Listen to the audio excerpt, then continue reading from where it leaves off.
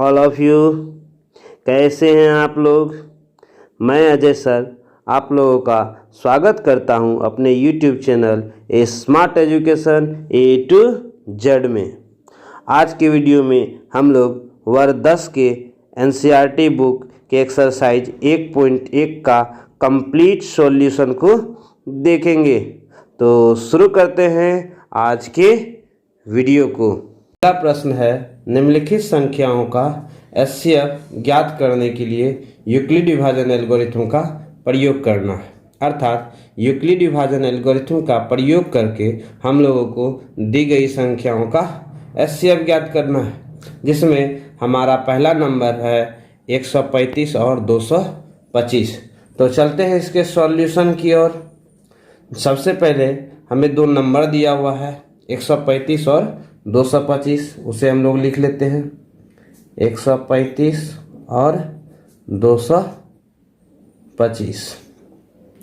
तो हम लोग को क्या करना है, यूक्लिड विभाजन एल्गोरिथम का प्रयोग करना है, तो वो भी हम लोग लिख लेते हैं यूक्लिड विभाजन एल्गोरिथम से। यूक्लिड विभाजन एल्गोरिथम से इसके लिए हम लोग क्या करेंगे, पहले एक रफ कर लेंगे।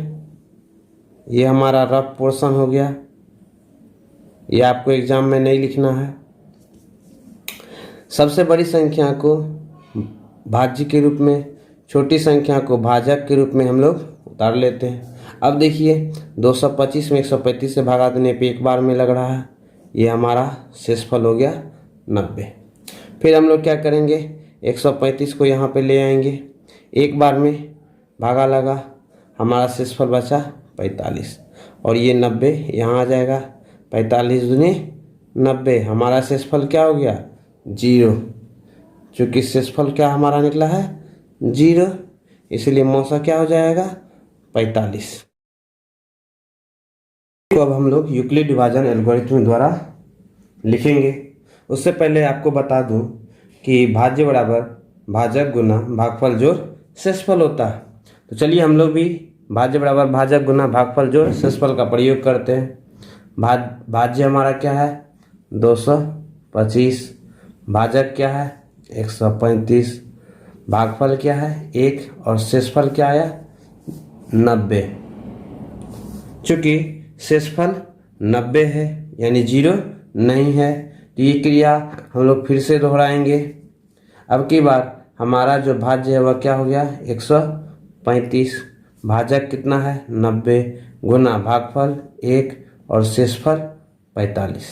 देखिए फिर से आपका शेषफल 0 नहीं आया, ये क्रिया हम लोग फिर से करेंगे पुनः। भाज्य हमारा क्या हो गया 90, भाजक क्या है 45, भागफल क्या है 2 और शेषफल 0। देखिए आपका शेषफल 0 आ चुका है, तो हम लोग क्या करेंगे लिख लेंगे, चूँकि शेषफल बराबर 0, इसलिए मौसा क्या हो जाएगा हमारा, मौसा किसका 135 और 225 का, 135 और 225 का क्या हो जाएगा। तो देखिए हमारा जो भाजक है वह क्या है 45, यही हमारा मौसा हो जाएगा। चलिए यहीं पे हमारा ये पहला का पहला नंबर सॉल्व होता है। अब आप इसे उतार लें, इसके बाद हम लोग दूसरे नंबर पे चलेंगे। एक के दूसरे नंबर पर, तो इनका भी सॉल्यूशन हम लोग ऊपर की विधि से ही बनाएंगे। हमें जो संख्या दी गई है वह क्या है 196 और 38,220। आप इसका रफ कर सकते हैं। ये हमारा संख्या था, बड़ी संख्या 38,220, छोटी संख्या 196। आप देख सकते हैं एक बार में इसमें भागा लग रहा है। यह हमारा हो गया 6, 8 और 1, ये 2 उतरा। अब ये फिर 9 बार में खाएगा और ये हमारा हो गया इतना। फिर ये बच गया हमें 98, 0 उतारे 980, 5 बार में खाया 980। हमारा शेषफल क्या आ गया 0। चलिए इसी को हम लोग यहाँ पे लिखते हैं। हम लोग को जो सवाल बनाना है वह है यूक्लिड विभाजन एल्गोरिथम से, और यूक्लिड विभाजन एल्गोरिथम से हम लोग क्या लिखेंगे भाज्य बराबर भाजक गुना भागफल जोड़ शेषफल। चूँकि हमारा जो शेषफल है वह क्या हुआ, 0 आ गया है, इसीलिए मौसम क्या होगा, तो देख सकते हैं आपका भाजक क्या है 196, यही हमारा मौसम हो गया। अब आप इसे उतार लें, इसके बाद हम लोग अगले सवाल की ओर चलेंगे। हम लोग 1 के तीसरे नंबर के सवाल पे, इसमें हमें 2 संख्या दी गई है। सॉल्यूशन में हम लोग चलते हैं। 867 और 255। अपनी सुविधा के लिए हम लोग क्या करेंगे, फिर रफ कर लेंगे। हमारा जो सबसे बड़ी संख्या है वह है 867, छोटी संख्या है 255। आप देख सकते हैं इसमें 3 बार में भागा लगेगा, ये हमारा हो जाएगा 765, माइनस हो गया 102। उसके बाद हम लोग क्या करेंगे, 255 को यहाँ पे ले आएंगे, 2 बार में भागा लगा 204, शेषफल हमारा हो गया 51। शेषफल अभी भी 0 नहीं है, फिर हम लोग क्या करेंगे, इस 102 को उठा के यहाँ ले आएंगे, 2 बार में हमारा खा गया, ये शेषफल आ गया 0। तो चलिए इसी बात को हम लोग यहाँ पे लिखेंगे। यूक्लिड विभाजन एल्गोरिथम से हम लिख सकते हैं हमारा जो भाज्य है वह क्या है 867। 867 बराबर 255 गुना भागफल 3 और शेषफल 102। चूँकि शेषफल 0 नहीं है इसलिए ये क्रिया हम फिर से दोहराएंगे। पुनः हम लिखेंगे क्या, 255 बराबर 102 गुना 2 प्लस 51। शेषफल 51 है, यहाँ 0 नहीं है, ये क्रिया फिर से चलेगी। पुनः 102 बराबर क्या हो जाएगा, 51 गुना 2 प्लस 0। चूँकि हमारा शेषफल 0 आ चुका है इसलिए ये क्रिया यहीं पे ख़त्म होगी और हमारा जो मौसम होगा वह क्या होगा, वह होगा हमारा जो भाजक है 51। यहीं पे 1 का तीसरा नंबर भी ख़त्म होता है। अब आप इसे उतार लें, इसके बाद हम लोग अगले सवाल 2 नंबर को देखेंगे। 2 नंबर का सवाल है कि दर्शाइए कि, यानी दर्शाना है कि कोई भी धनात्मक विषम पूर्णांक 6q+1 या तो 6q+3 या 6q+5 के रूप का होता है। तो चलते हैं इसके सॉल्यूशन की ओर। सबसे पहले क्या दिया हुआ, कोई भी धनात्मक विषम पूर्णांक, तो हम एक धनात्मक विषम पूर्णांक मान लेते हैं। माना कि a एक धनात्मक विषम पूर्णांक है और तथा b बराबर, b क्या मानेंगे, तो आप देख सकते हैं यह जो है संख्या का रूप हमारा क्या है 6q+1, 6q+3 या 6q+5, इसलिए हम लोग b बराबर क्या मान लेंगे, 6 मान लेंगे। तो चलते हैं हम लोग यूक्लिड विभाजन एल्गोरिथम से। यूक्लिड विभाजन एल्गोरिथम से क्या लिख सकते हैं हम लोग, हम जानते हैं यूक्लिड विभाजन एल्गोरिथम से a बराबर क्या होता है, bq+r। तो b का मान क्या है 6q+r, जहाँ पे q क्या है मेरा, एक अऋणात्मक पूर्णांक है, अऋणात्मक पूर्णांक है, तथा r क्या है, r एक पूर्ण संख्या है। पूर्ण संख्या इस प्रकार है कि r का जो मान है वह 0 से बड़ा और बराबर, और इसका मान जो है b से यानी भाजक से छोटा होगा। तो r का संभावित मान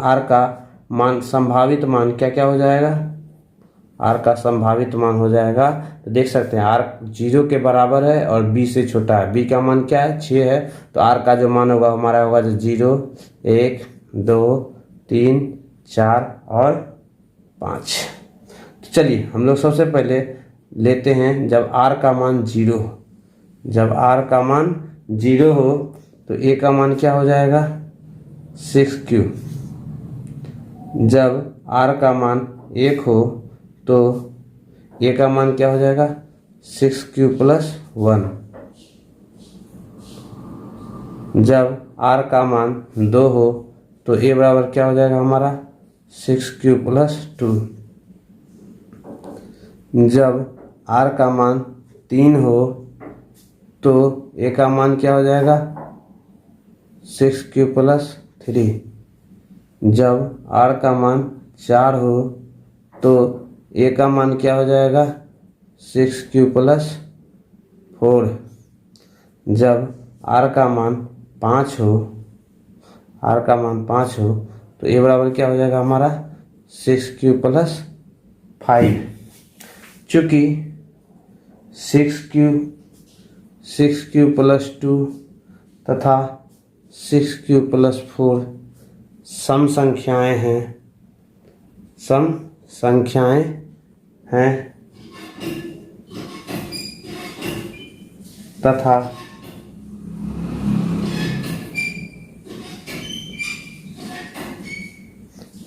a एक विषम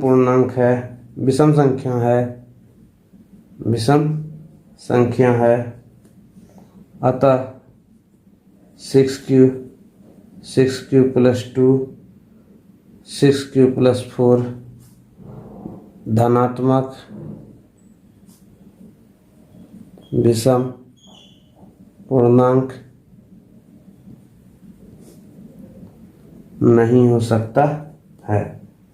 इसीलिए a का जो मान होगा वह क्या हो जाएगा 6q + 1 6q + 3 तथा 6q + 5। अतः हम कह सकते हैं कोई भी धनात्मक विषम पूर्णांक किस रूप का होगा 6q + 1 6q + 3 या 6q + 5 के रूप का होता है। यहीं पे हमारा प्रश्न नंबर 2 खत्म होता है। अब आप इसे नोट कर लें। इसके बाद हम लोग अगले सवाल की ओर चलेंगे। तो 3 नंबर के सवाल को देखेंगे। किसी परेड में 616 सदस्यों वाली एक सेना की टुकड़ी को 32 सदस्यों वाले एक आर्मी बैंड के पीछे मार्च करना है। दोनों समूहों की समान संख्या वाले स्तंभों में मार्च करना है। तो इन स्तंभों की अधिकतम संख्या क्या है जिसमें वे मार्च कर सकते हैं। तो इसके लिए हम लोग को क्या करना होगा HCF निकालना होगा। किस विधि से यूक्लिड विभाजन एल्गोरिथम से। तो सबसे पहले जो दिया गया है उसको हम लोग लिख लेते हैं। सेना की पहली टुकड़ी में सदस्यों की संख्या वो हमारा 616 है तथा दूसरी टुकड़ी में सदस्यों की संख्या कितनी है 32 है। तो हम लोग क्या करेंगे मान लेंगे। माना कि बड़ी संख्या 616 है तो a बराबर क्या हो गया 616। छोटी संख्या 32 है तो b बराबर क्या हो गया 32। तो हम लोग यूक्लिड विभाजन एल्गोरिथम का प्रयोग करेंगे। यूक्लिड विभाजन एल्गोरिथम से हम लोग लिख सकते हैं 616 बराबर 32 गुना 19 + 8। चूँकि शेषफल 0 नहीं है तो पुनः इस क्रिया को हम लोग अपनाएंगे। 32 बराबर क्या लिखेंगे 8 गुना 4 + 0। चूँकि हमारा शेषफल क्या आ गया 0 आ गया है। इसीलिए HCF 2 नंबर 616 और 32 का वह क्या हो गया भाजक के रूप में हम लोग के पास 8 है। यही हमारा HCF है। अतः हम लिख सकते हैं स्तंभों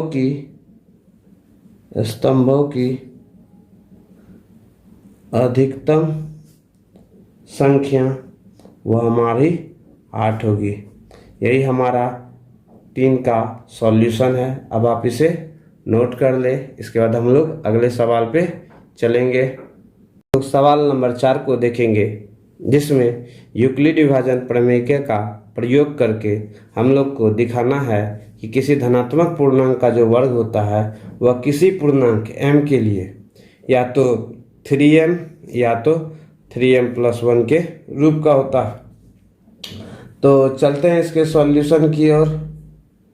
सबसे पहले हम लोग क्या करेंगे, एक धनात्मक पूर्णांक मानेंगे। माना कि धनात्मक पूर्णांक a है तथा b का जो मान होगा वह क्या हो जाएगा। आप देख रहे हैं जो धनात्मक पूर्णांक का वर्ग है किसी पूर्णांक m के लिए किस रूप में, 3m+1 के रूप में है।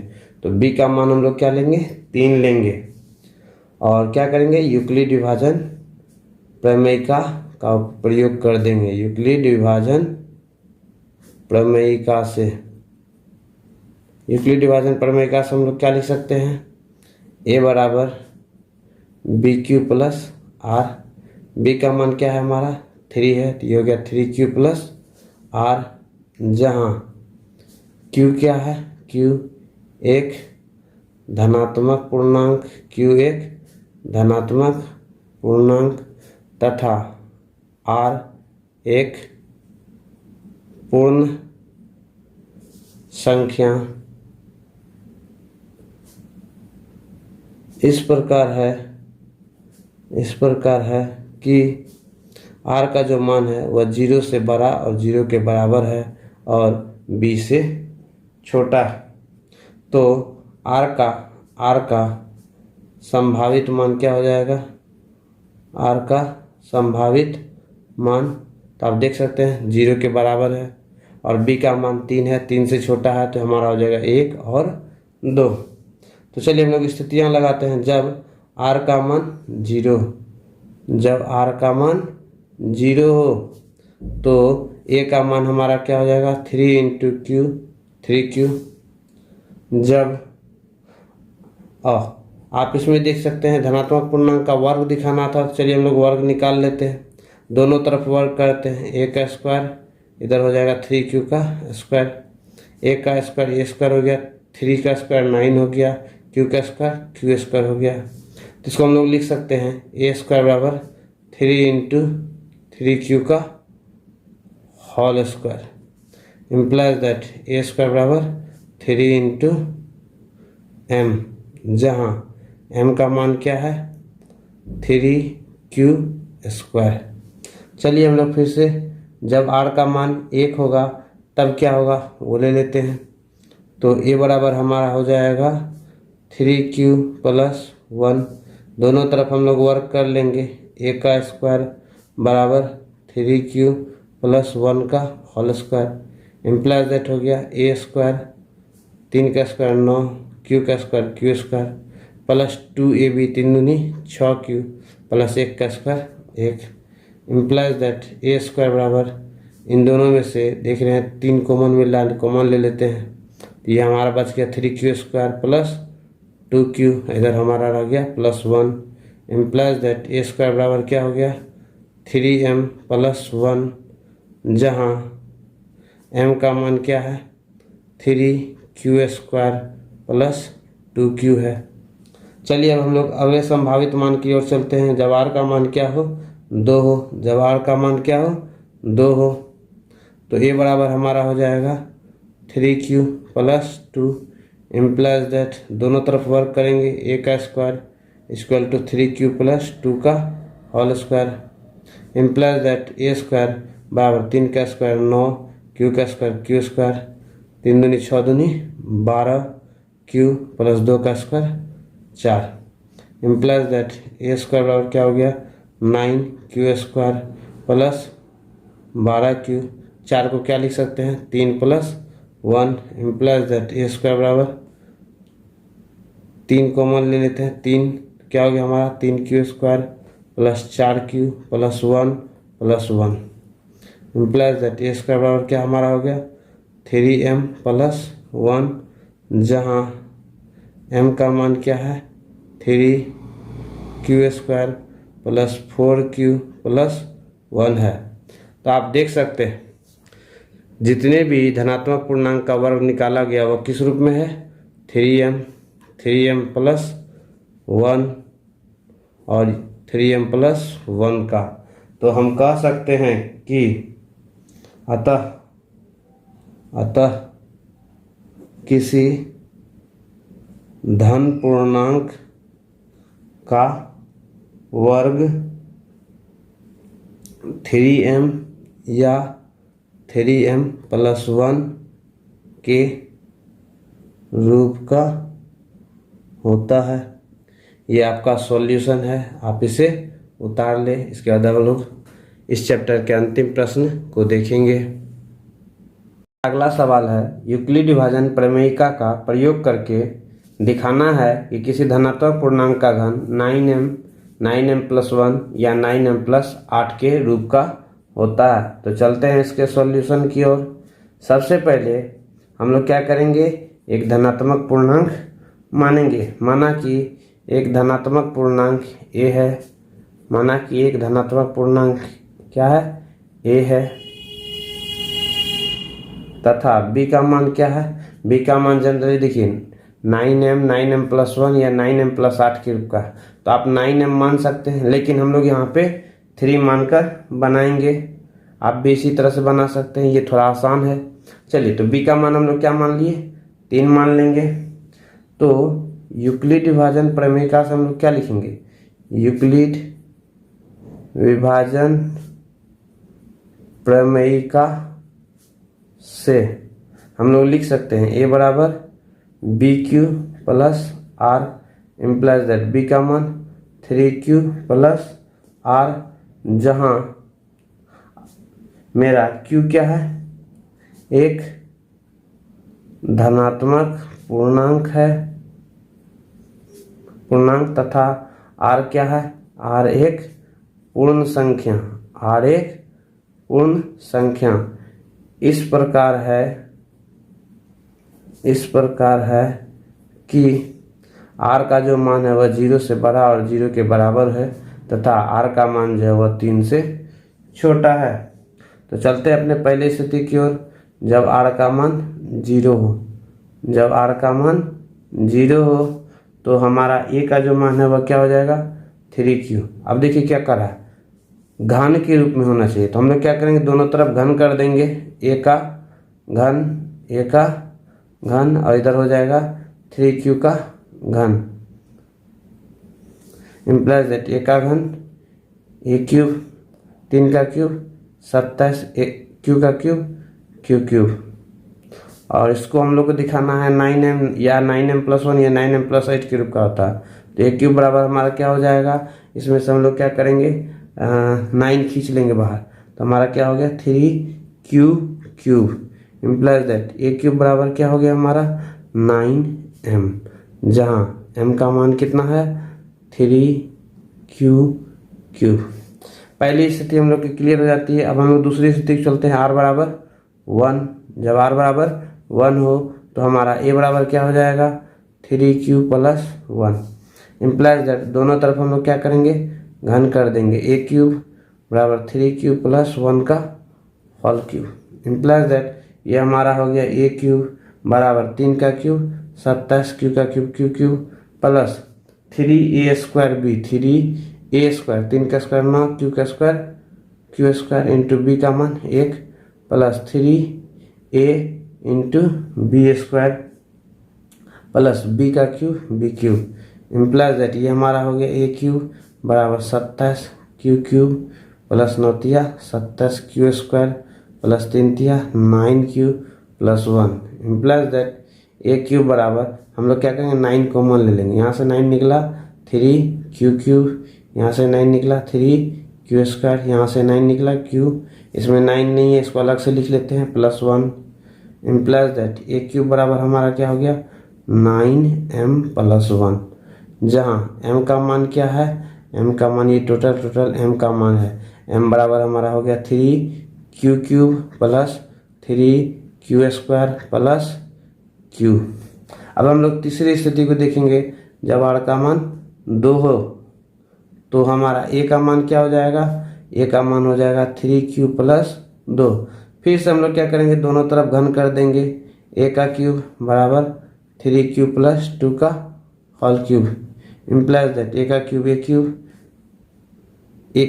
3 का क्यूब 27 q का cube q cube plus 3a square 3q का square 9q square into b 2 plus 3a b का स्क्वायर 2 का स्क्वायर 4 प्लस b का क्यूब 8 2 का क्यूब 8 इम्प्लाइज दैट ये हमारा हो गया a क्यूब बराबर 27 q क्यूब प्लस 27 दूनी 54 q square plus 36 q plus 8 implies that A cube बराबर हमारा क्या हो गया, 9 कॉमन ले लेते हैं, यहाँ हो गया 3q cube plus 6q square plus 4q plus 8 implies that A cube बराबर 9m प्लस 8, जहाँ m का मान कितना है 3q cube plus 6q square plus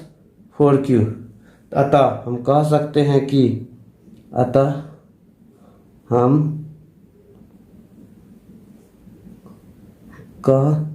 सकते हैं कि क्या कह सकते हैं, किसी धनात्मक पूर्णांक का जो घन होता है वह 9m प्लस 1 या 9m प्लस 8 के रूप का होता है। यहीं पे हमारा इस चैप्टर का अंतिम प्रश्न भी खत्म होता है। अब आप इसे उतार लें, इसके बाद हम लोग